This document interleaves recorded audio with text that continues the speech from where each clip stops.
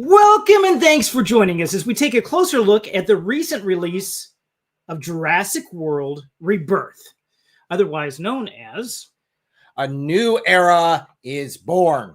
Or is it just a reboot? That is a good question. We can answer that and give a first-hand account since we braved the long lines in the sweltering heat, bought the tickets, avoided the popcorn line. Okay, never mind. We actually did. I did. I don't know about you guys, but I actually did break down. I always fall into the trap every time I go. Do you Popcorn. really? Yep. Popcorn. So we did that all for you. And to answer the question, is it worth it? Are those dino thrills worth the price of admission and enough greasy popcorn to tip your cholesterol levels? In a word, maybe. My name is John Newton, science fiction author, and to cover this review and so much more is Eric from Your Brother in Christ. So before we get started, friends, I'd like to please click on the like and subscribe button for this channel. And if you enjoy science fiction movies, you might like my novel, The Healing Stone. In 1212, Francisco wields a mysterious healing stone in a war over time. As factions vie for his allegiance, he navigates the line between healer and warrior. Also, don't miss my short stories, A Taste of Earth, Death Has No Shadows, Cohesion Lost, and Child of the Stone. All these books have links in the video description of this video below. I was kind of surprised we did a poll to see who was going to see it. Does this rebirth capture the 1993 magic, or has CGI in modern culture dulled its bite? So the poll, and I was a little surprised by this. We have Overwhelming said no. Are you planning on watching the movie Jurassic World Rebirth? Now, this is a summer. You know, a lot of people just are looking for a good movie to watch and so forth. So this is, it's a good question. It's worthwhile to say, is this something you would take your kids to? Is this something you would watch yourself? Do you have any desire whatsoever to watch it? So of those responding to the poll, 16% said yes, 68% said no, 3% said not sure, and 13% said we'll wait for streaming or DVD. Tell us in your comments, is it worth the ticket? Do you think it's worth your while to see this thing at all? So, the spoiler-free review. Bit of a synopsis. If you haven't seen it or have no idea what it's about, this is set 5 years after Jurassic World domination. Rebirth follows Zora Bennett, played by Scarlett Johansson, a covert ops expert. If you're going to cast her in any role, I guess that would be kind of the role to put her in this. She's leading a team to extract DNA from the world's largest dinosaurs, the mosasaurs, Titanosaurus, not Tyrannosaurus, Quetzalcoatlus, for a life-saving drug. And so she does this on a forbidden planet, and they face Planet. Forbidden Forbidden Planet. Wow, Planet. they're That's the taking name this of a to show. a whole nother level. It is. I don't think we watched the same movie. Jurassic World, so it's on another planet. No, it's on another island. Now, how many islands do they have for this? It seems like they have quite a few islands for each. Well, there's a lot of islands out there. Yeah, it is. If we need to have 44 more shows, we can have 44 more islands. So they do this, and the island, not a planet, is forbidden. And they face mutated horrors like Disastrous Rex. And I'm not kidding about that name. Disastrous Rex. It was a disaster. Yeah. I think they probably named that after they had the genetic code for it. I don't think the art for that. Yeah, it's interesting. If you've seen any of that, we're going to do some clips. I don't know if you're going to be able to actually capture it. But what would you say the thing is? If you were just, I'd say it's more like, gosh darn, what was it, Cleveland, whatever. There was the it's more of a Godzilla than anything else. Well, I was going to say more like the alien with the bulbous thing on the forehead. Probably. And stuff. But it's got little arms that come out. Little pathetic arms. Yeah, and so big arms. And it has multiple arms. And 4 arms, 2 legs. It's a mess. some sort of nightmare fuel with this. It was. I think it was. They had done it to try to drum up. Oh, the people would really want to see something scary, so we'll have this, and then we'll eat all the people in the amusement park. The problem park. is, the amusement park definitely was not that size. That thing was huge. It was huge. It was bigger. They have to one up it every time they do one of these movies. We're going to get Godzilla next. It could be. It could be Jurassic Godzilla. Jurassic Godzilla. The film blends action, corporate greed, and ethical dilemmas, stewardship, and redemption. And we'll see what happens with all these. And some of these are a bit of a stretch, but they're there. So, is this for all audiences? It's rated PG-13. Definitely not for kiddies. Not for kiddies. Why would you say it's not for kids? Violence, gore, suspense, terrifying to the audience, that sort of thing. Yes, it is. So keep that in mind. It is. With intense dino chases, no gore. But what would you really classify as gore? Because I would say that, remember how some people get eaten by dinosaurs in previous ones? Well, they may very well, spoiler-free version, may very well be eaten by dinosaurs in this one. Yeah. So I'd say it happens all around. There's mild language and no sex or nudity. Teens will handle it, but the disastrous Rex horror vibe may spook younger kids. And there's some ethical questions in here too, but we'll cover those. We'll cover those in a bit. So what do you think drives this?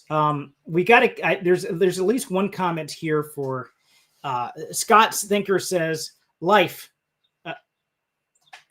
Thank you. I appreciate that. Yes, get rid of the poll. Life finds a way.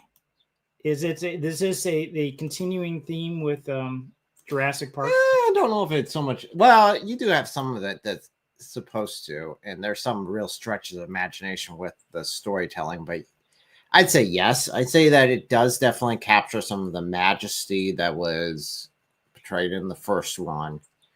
So it definitely had that worked into this one in some ways. I mean, tell you truthfully, if you're going to go for an enjoyable dinosaur movie, it's an enjoyable dinosaur movie. Okay. All in all. Nostalgia and spectacle, I think, would be the two things that drive this. I'm not sure how much nostalgia is like. So if you were a kid and you saw the first one, maybe you would want to take your kids to see this next one if they were of age, right?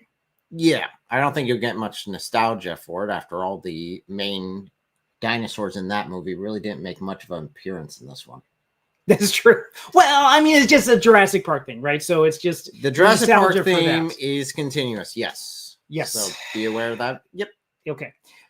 They do have exploiting dinosaurs is a big question there. And that's some of the questions of ethics. We're going to get to some of the Christian themes here at the bit after we're done with the spoiler section to talk about what the Christian themes were that. So there's pros and cons to this.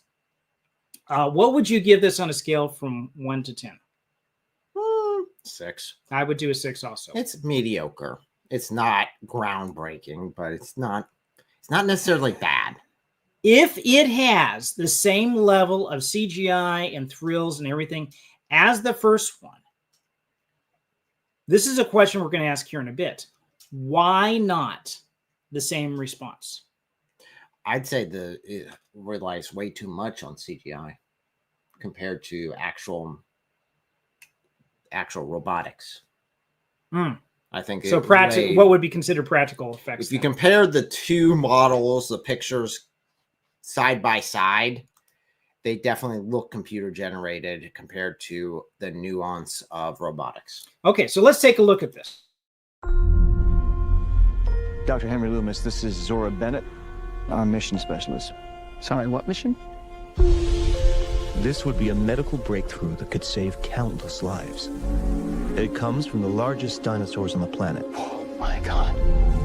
Fortunately for us, all these species exist in one isolated place. So Jurassic Park 1993 was a $1 billion phenomenon.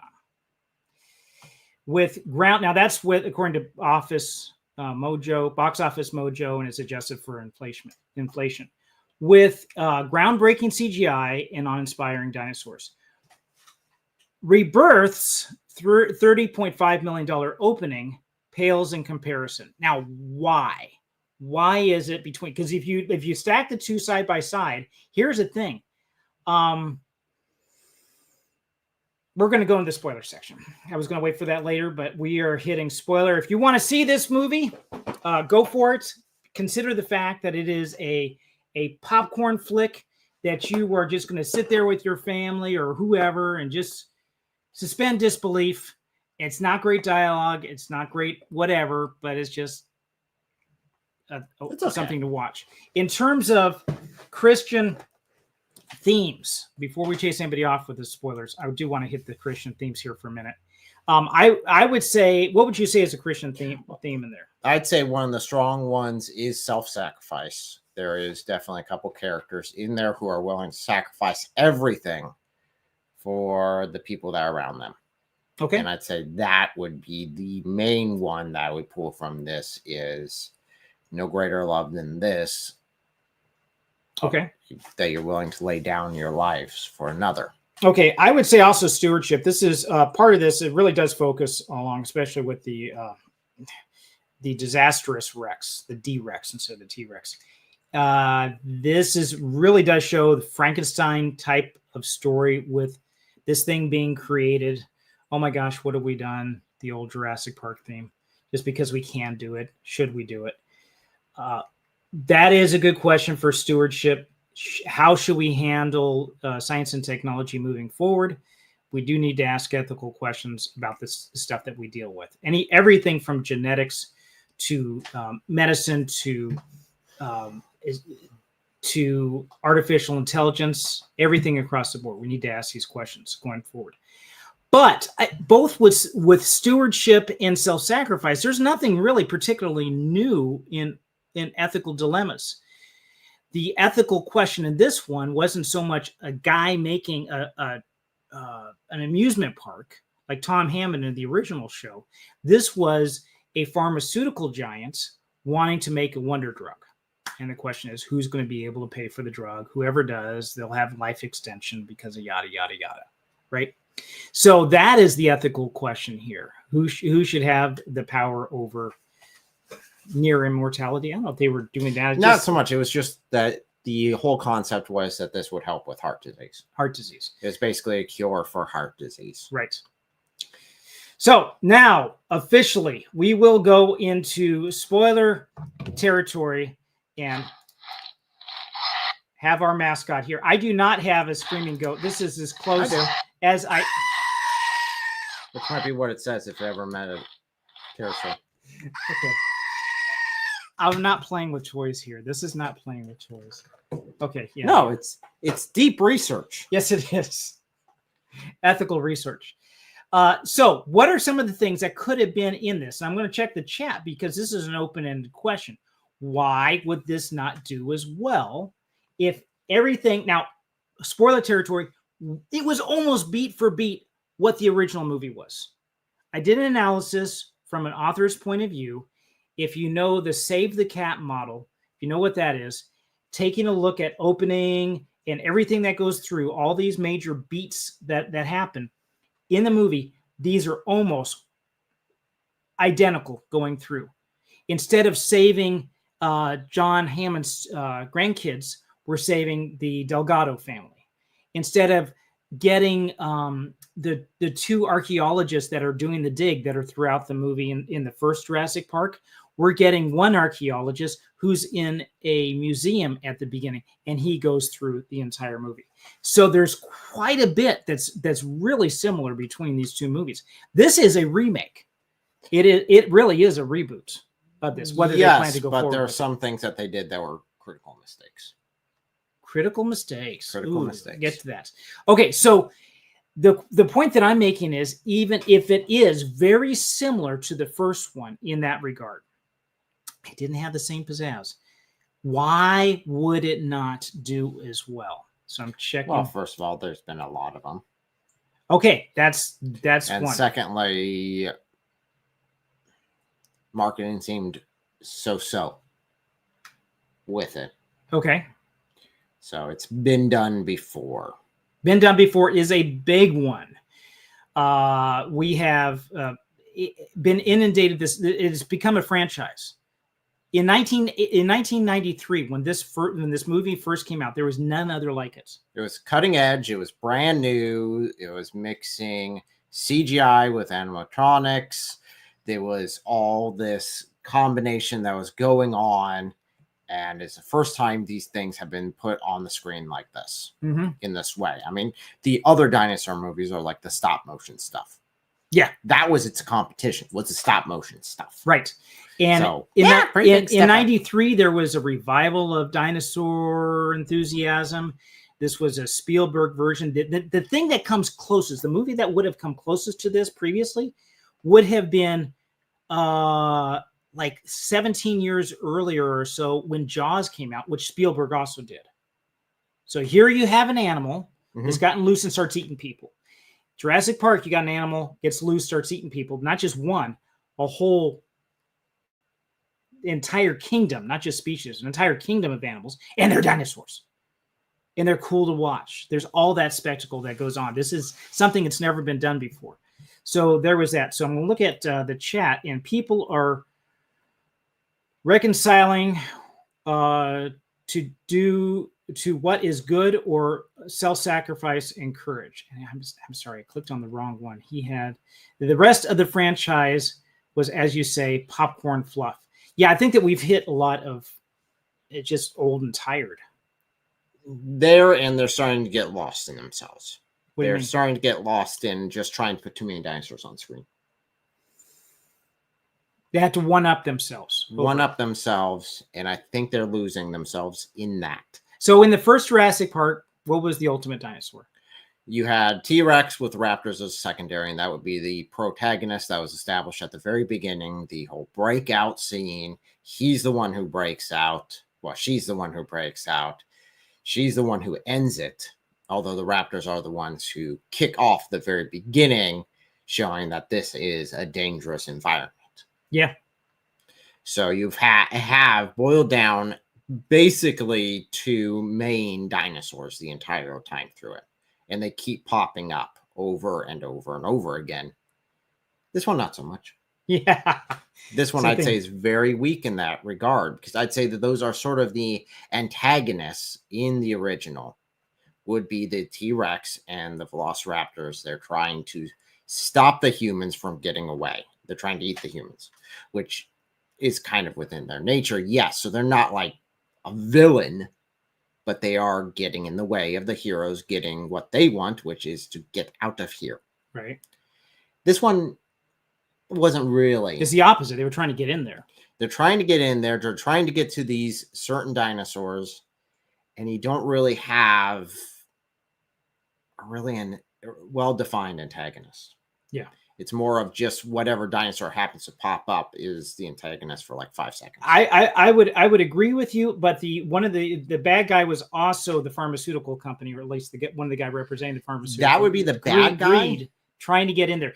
In the first one, Tom Hammond was not necessarily he was misguided.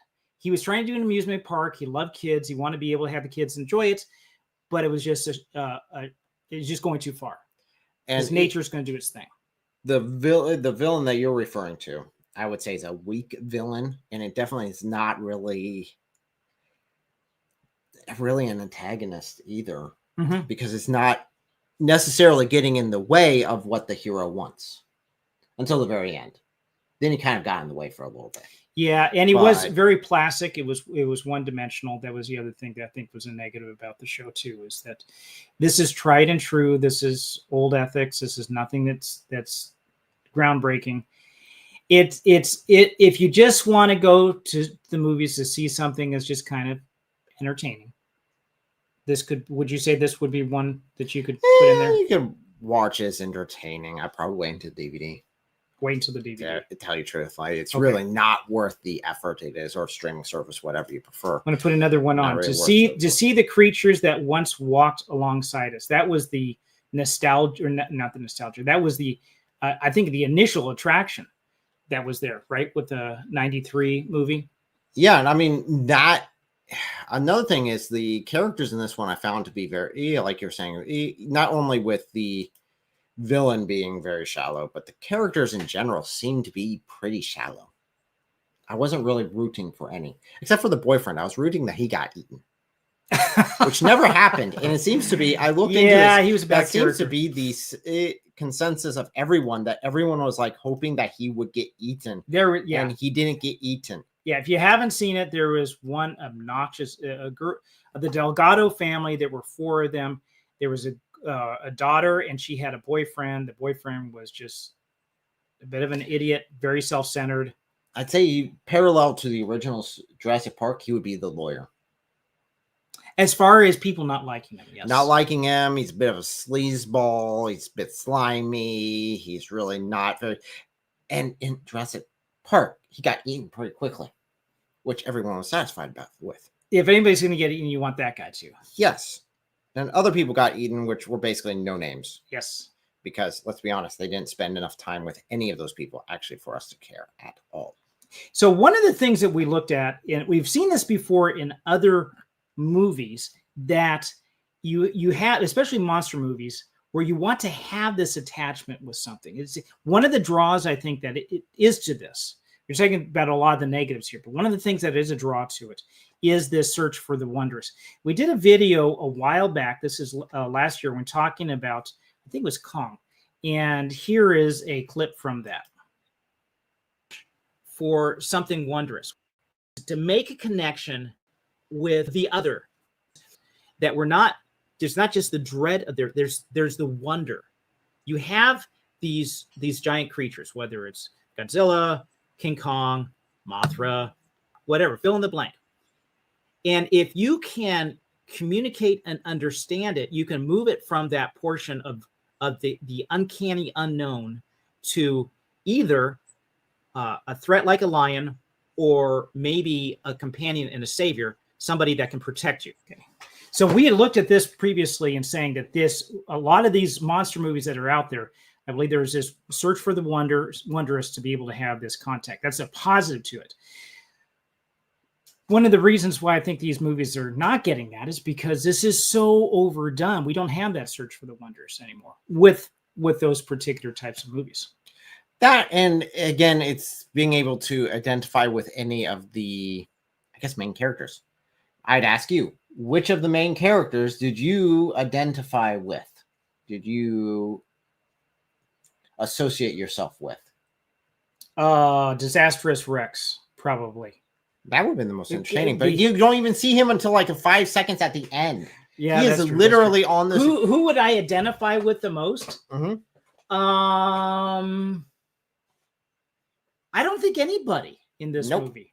That's the weakness, I would say, within this. Now, this wouldn't necessarily affect the initial income that they would be getting from this, because people would be going there without realizing how poor the characters actually are.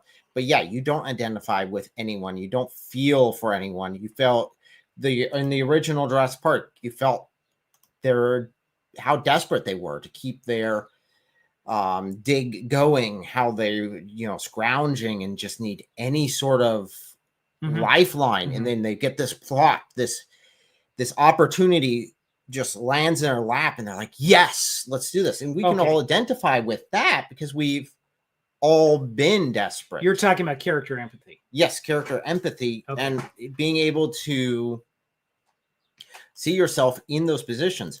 I haven't been a mercenary who has had multiple successful runs, who just want to get out of the game. Well, you also haven't been a paleontologist. True, right? But I've been in desperate situations. She wasn't in a desperate situation.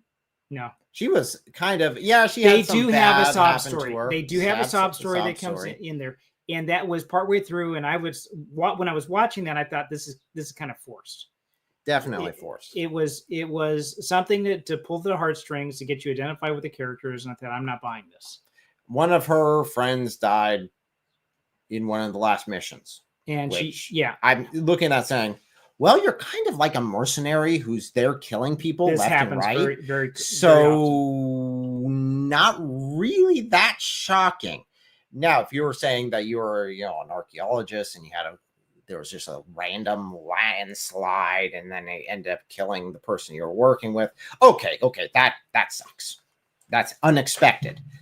But to be in a high risk environment that you choose to put yourself in and you end up dying, it's not a lot of empathy there. No, you're right. And the only reason you're there is because you want money. One last thing that I would say that would be a reason why this is not taking off as well as maybe the first one is in 93, to be able to watch a video like this, something that's really kind of groundbreaking and CGI and all this kind of, you would have to go to the theater or maybe see it on TV, but it's not going to be, it's like, boom, you got to go, right? Mm-hmm. And these blockbusters.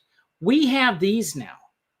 And it's in our hands. We can watch whatever we want. It's on demand. And the whole thing of video on demand is in one way killing Hollywood because there's no anticipation for it. No, it's no longer rare. It's commonplace. People will show each other. Oh, do you see that one on Bigfoot? Let me show that one too. Do you catch that? Yeah. And this is nothing now to be able to see this. So it doesn't have the same pull. Yeah, it doesn't have the same wonder, like, oh man, you would have to rely more on your characters, make them more likable, putting them into situations. I think they did that with like the Jurassic World, the first one of this like continuation. Yeah. Jurassic World, I think, put you definitely with Olin's, I think it was Olin, right? The main guy character. Okay. His whole journey was interesting. You start seeing that from his perspective. And, okay, cool. You want to see what happens to him. None of these characters. I don't think anything. Yeah, none of the characters are really that interesting. All of these characters are a throwaway. I'd say probably the dad is the one I could sort of identify with the most. Well, let's take another clip here to let these guys take a look at it to see if there's anything else that catches them. Is there anything else that you could say that, hey, I want to really go see this? This island was the research facility for the original Jurassic Park. We need DNA from the 3 biggest dinosaurs. Do we have to get a sample from an egg? I suppose we could try and get it from the parent, but they're a flying carnivore the size of an F-16. Yeah. So there's that. So this whole question of whether there's anything really there to grab a hold of. We don't have characters. We don't have this. The CGI, I thought it was good. There's nothing really stood out to me to say that it was not well done or, I'm looking at that and saying it's fake. None of that. And I am a total believer that all those dinosaurs were real. There was nothing fake at all. So real quick, going through that, even getting to the island, the driving force for most of the people going to the island was money. They Correct. were hired to do a job. Correct. They just want to go They're there mercenaries. for money. Now, in the first, okay, they were hired to come examine this park. He's going to finance their dig, yes. But it was not known that this is a very dangerous environment. It's just, okay, you're coming in here and we're going to do this tour, and then you're going to give a good review of the park, and then we're going to go ahead and leave. We want your endorsement. Yep. That was that. Okay, I can identify with that. I could see myself in that sort of situation, take that option. I don't want to see the dinosaurs anyway, so that would be cool. And then the other ones, there were different reasons why they went to the island. Both of them actually ended up being rescues, which they're going there to save someone. They're going there to help someone who is there either by their own stupidity because their uncle took them on a paragliding venture and they ended up flying way too close to the island and now they're stuck on the island. Okay. Interesting, can identify with that, go save the kid. Or go save the girl, which would be the Lost World sort of concept, go save the girl. Was the main driving force behind that main character going to the island itself. Right. Money grabbing is not a very good character trait. So the bad guy that was in there, who was the representative of Big Pharma, yes, was the greedy bad guy. But then the good guys in there greedy bad were guys. were greedy good guys, Greedy or good guys. at least neutral for hire, and they were questioning whether they should really go save the family first or not. That was part of the debate, Conundrum, and they did. and They did save the family. the mercenaries like, we're going to go save the family. We're going to go do that. Fine. But then you take the family to the island. Yeah, if you're really worried. Well, okay. So here's an ethical issue.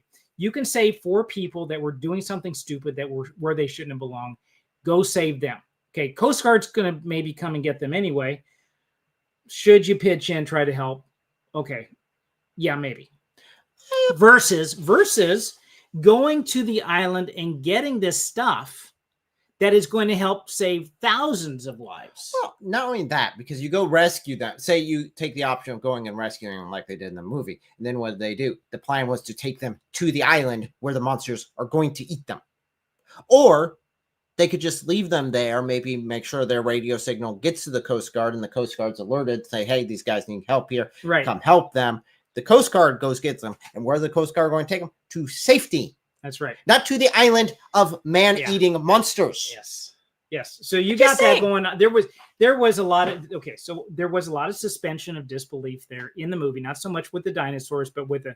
You got to be kidding me. They're going to do this, and yes, they did use that one phrase. Let's split up. You cannot have a semi-horror flick or a full-blown horror flick without somebody saying that, right? And it's great if you make it into a joke. That's great because it is the cliche thing to do. Let's split up. Yes. And I have no clue why they're jumping into the water willy-nilly. Oh, man. That was man. stupid. Yes. You got walking in water. swimming dinosaurs so- who want to eat you. Yeah. And you're like, let's I go can't swimming. see. Getting in the water is worse than it's the tall grass, right? No, that's a bad thing to do. Let's look at it. These dinosaurs were too dangerous for the original park. Please don't say they're raptors.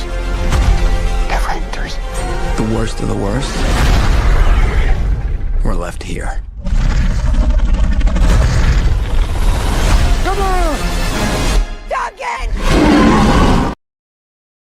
So that was the disastrous Rex. Yes, the disastrous Rex. I think they would have, again, they gave him very low screen time. He was set up at the beginning as this big baddie and then not shown until the very, very because end. the first one they had, the T-Rex, was like the big baddie, right? And then you got the Spinosaurus, which topped the T-Rex, right? Mm-hmm. This is supposed to be like, oh, they experimented. They made this guy, he was so bad we couldn't even bring him in Jurassic Park. That was make him way up on top here, right? Yes. But then you're right. They don't show him very much. And if it would have been that this was set up, that the reason why everything was going great until the D-Rex showed up, and then he was like the entire time after them, this sort of protagonist who is there, consistent. Okay, that would be pretty good. I would have thought that would be. But they didn't do that with the first one either. They did have the T-Rex, and he did come around, and he did get more T-Rex and the Raptors. T-Rex and the Raptors. And this one, you had the T-Rex, and what was the other ones that were coming? They're like, again, they wasn't shown until the very end. They're like flying raptors. Basically, yeah.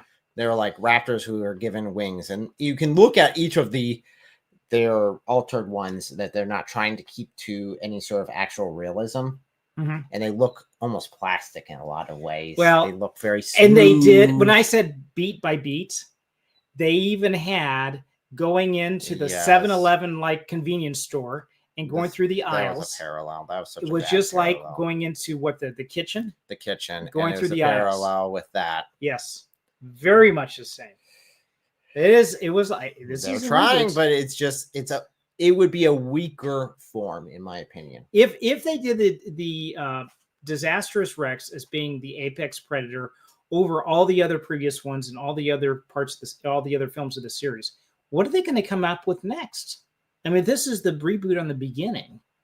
They've got to come up with something even scarier, bigger than him. I think they're going to drop it. You don't think it's going to go? There's not enough characters I'd like to care about seeing again. Man, we're really giving ripping this up. I would say I did enjoy it a bit. Sorry, I mean, they plowed. They tried to remake a classic, but yet screwed it up so badly that it's okay. Sort Well, of Hollywood has mediocre. never done that to a classic. They never remade a classic and had a as far as a disaster. remake for a classic, though, this is actually pretty decent. Yeah, that's right. They didn't because most of them I just like. the only woke, and I wouldn't say there was really any woke issues in here other than maybe Scarlett Johansson being the lead of the commando team, but she wasn't really much of a lead other than getting them all together. She wasn't like giving them directions a whole lot. Nope. So yeah, I would say that is a positive. I didn't see like, a total female diverse cast with paraplegics as being the ones that are the ones that are driving everything. So I still have a big bone issue with this big issue. So the timeline is this island was before the original Jurassic World. Yes. Or is it Jurassic Park? This is where they did the design for the dinosaurs. So before Jurassic Park. I believe the original movie. I believe this was supposed to be. So everything that happened as far as them evacuating was during the fall of the original park. I'm guessing. No, it looks like they evacuated this one first and then did the others. What are you getting at? The issue I have is the main villain gets a gun, right? And this gun he finds in a helicopter. Well, hanging. A helicopter that's hanging in a tree with a corpse. That's just kind of holding onto the gun. And the gun is supposed to have been exposed to air in this environment for over 20 years. Yeah. In an extremely humid environment. That's a good point.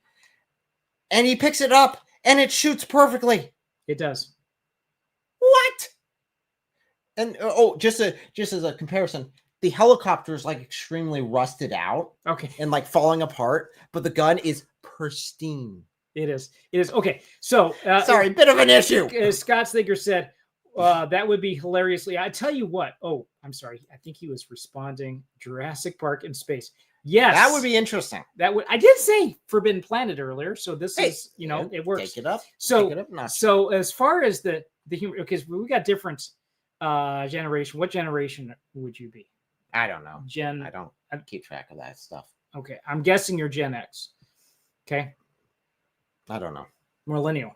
No, I'm Gen X. You're millennial. Okay. So, and then I got kids that are the next one down. Whatever the next one is. They were joking with each other. They're teenagers, right? They're joking with each other during the movie quietly. They're being respectful. But my daughter just keep making all these wisecracks. And there's like, they get into this yellow raft and they're all going down this river. And you got the T-Rex looking down at them. That was so bad. The T-Rex is looking down at them as they're slowly going down this. I'm thinking Land of the Lost is going back in the back of my mind. But then she says, "Oh, that Twinkie with cream filling." It looks like it.